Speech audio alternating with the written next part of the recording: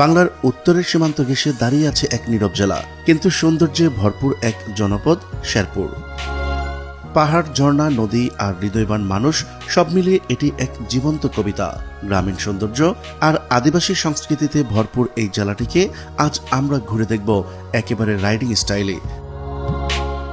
এটা একটু off roading type track, বাইকারদের জন্য একটু চ্যালেঞ্জিং কিন্তু দারুণ অ্যাডভেঞ্চার।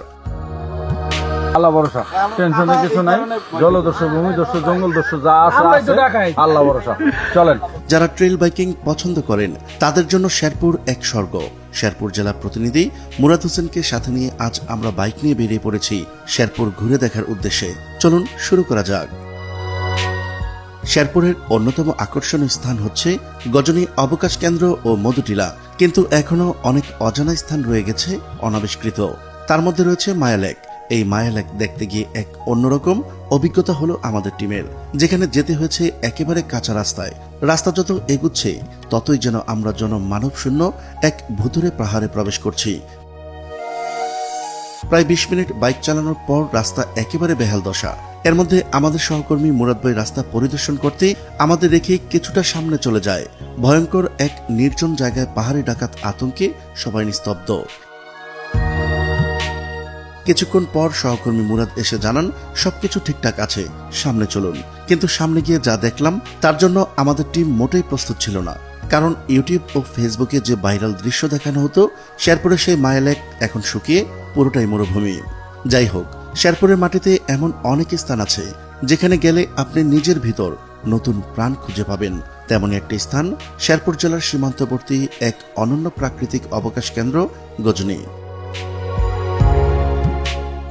মেঘালয়ের পাহাড় ঘেঁষা সবুজ বেষ্টনীতে ঘেরা এই কেন্দ্রটি শুধু ভ্রমণ নয়, এক জীবন্ত অনুভূতির নাম। শিশুদের দোলনা, নাগরদোলা, ট্রেন ও স্লাইড সবকিছু রয়েছে এখানে। বয়স্কদের জন্য রয়েছে আনন্দদায়ক বসার জায়গা, ওয়াচ টাওয়ারে উঠে পুরো অঞ্চল পর্যবেক্ষণ করার সুযোগ। বিশেষ আকর্ষণ হলো ভাসমান সেতু, যা আপনাকে মনে করিয়ে দেবে পাহাড়ি নদীর উপর সেতু পাড়ি দেওয়ার অনুভূতি। তার পরের গন্তব্য হলো পাহাড় জীবন আর নির্জনতায় ঘেরা এক অন্যরকম জগৎ, লাউচাপড়া। জেলা সদর থেকে প্রায় 40-45 কিলোমিটার দূরে অবস্থিত লাউচাপড়া। রাস্তাটি কিছু অংশ পাকা, কিছু অংশ কাঁচা এবং পাহাড়ি, কিন্তু পুরো পথটাই মনোমুগ্ধকর।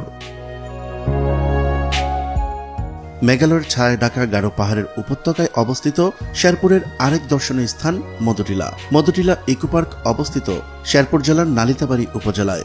1999 সালে প্রতিষ্ঠিত এই ইকো পার্কটি প্রায় 100 একর জায়গা জুড়ে বিস্তৃত, যেখানে আছে অজস্র গাছপালা, পাখি, প্রজাপতি এবং নানা ধরনের বন্যপ্রাণী। আপনি হাঁটতে হাঁটতে দেখতে পাবেন বনমোরগ, হরিণ, খরগোশ বা গাছের ডালে খেলা করা বানর।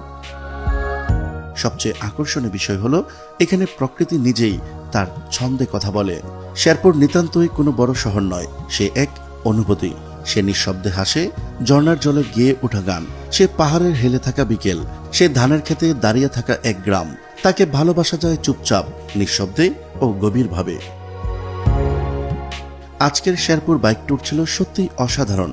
আপনারাও যদি প্রকৃতি ভালোবাসেন, পাহাড়, ঝর্ণা ও ঝিরিপথ পছন্দ করেন, তাহলে একবার শেরপুরে বাইক নিয়ে ঘুরেই দেখুন। কথা দিচ্ছি, নিরাশ হবেন না, মুগ্ধই হবেন। প্রিয় দর্শক, আজ এই পর্যন্তই। দেখা হচ্ছে পরবর্তী ভিডিওতে।